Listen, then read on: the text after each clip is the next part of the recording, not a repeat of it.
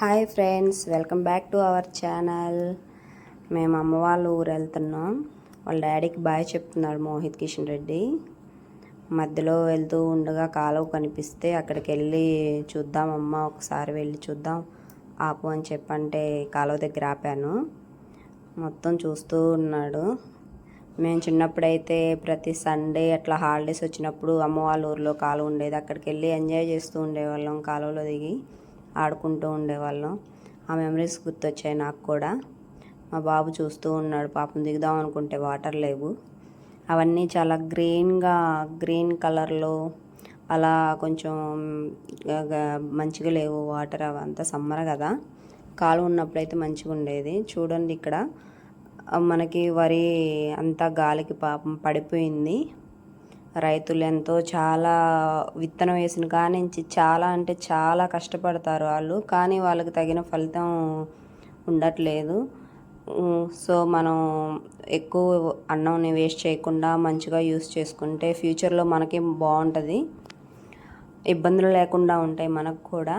చూడండి, ఎటు చూసినా చుట్టూ ఎటు చూసినా వరే, చాలా గ్రీనరీగా. మేము వెళ్ళేటప్పుడు వెదర్ కూడా చాలా అంటే చాలా బాగుంది.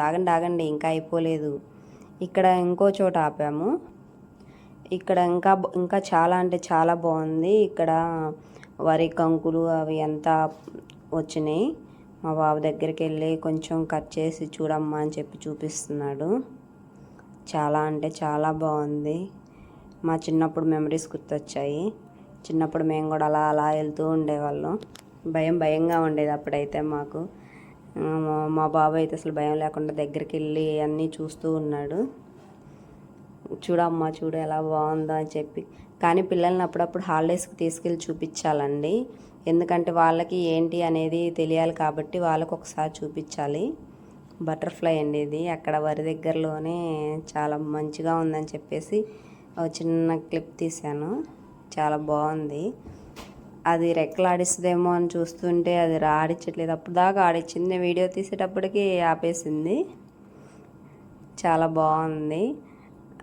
ఇంకా రానన్న వెళ్దామంటే రావట్లేదు మా బాబు అక్కడి నుంచి. చాలా బాగుంది వెదరు, చాలా కూల్గా, చాలా హాయిగా ప్రశాంతంగా ఉంది. కొన్ని తెంపుకొని వస్తున్నాడు ఆడుకుంటూ. వెళ్ళేటప్పుడు మళ్ళీ మధ్యలో వడ్లు అవన్నీ కట్ చేసి అన్నీ ఆరబోసి ఉన్నాయి. ఇక్కడ వ్యవసాయానికి ఎద్దులు ఉన్నాయి. గేదెలకి చూడండి ఎంత గ్రీన్గా ఎంత మంచిగా ఉందో, ఎంత కూల్గా ఉందంటే చాలా బాగుంది. ఎంత ప్రశాంతంగా ఉందో అసలు. చూడండి వెదర్ కూడా ఎంత బాగుందో, ఒకసారి చూడండి ఎంత బాగుందో చూడండి. చాలా హాయిగా ప్రశాంతంగా ఉంది. చాలా అంటే చాలా బ్యూటిఫుల్గా ఉంది. ఎటు చూసినా గ్రీన్. అప్పుడప్పుడు వెళ్ళాలండి, విలేజ్కి కూడా వెళ్ళాలి. విలేజ్ ప్రకృతి అందాలే వేరండి. అప్పుడప్పుడు పొలాలకి అప్పుడు హాలిడేస్ వచ్చినప్పుడు కానీ అట్లా తీసుకెళ్తూ ఉండాలి పిల్లల్ని. మధ్యలో తాటి ముంజలు ఉంటే తాటి ముంజలు తీసుకున్నాం.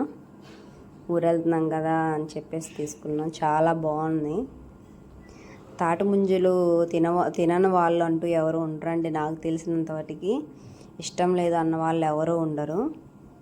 అసలు అతను కట్ చేస్తుంటే నాకు భయం వేస్తూ ఉందండి. చూడండి చాలా ఎట్లా కట్ చేస్తున్నాడు. అసలు చుట్టూ తిప్పుకుంటూ భలే భయంగా అనిపించింది నాకు వాళ్ళు కట్ చేస్తుంటే. చూడండి అట్లా ఫింగర్ దగ్గర, అసలు ఫింగర్ చూడండి ఎట్లా వెనక్కంటూ ఉన్నారు.